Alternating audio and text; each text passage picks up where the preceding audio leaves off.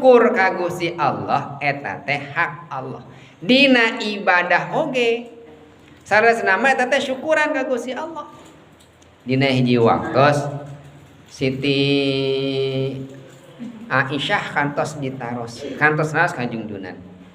Ya Rasulullah, salira teh ahli surga.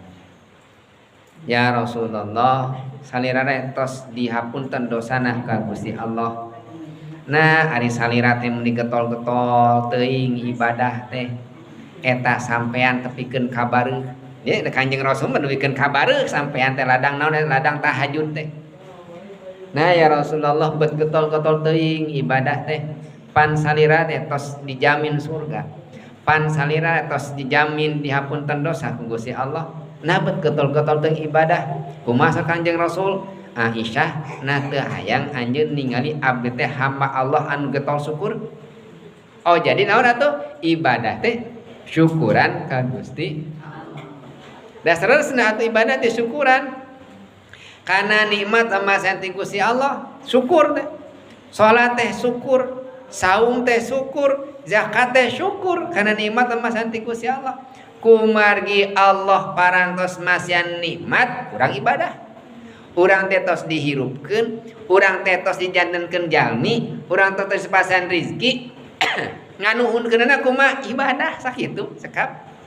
Eta nganuhunkeun.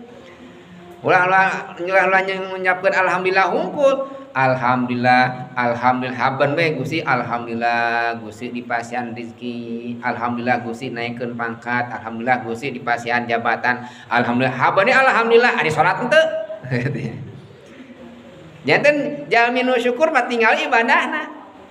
Ibadahna getol teu ta eta ciri jalmi anu seueur ibadah teh eta teh syukuran ka Gusti Allah.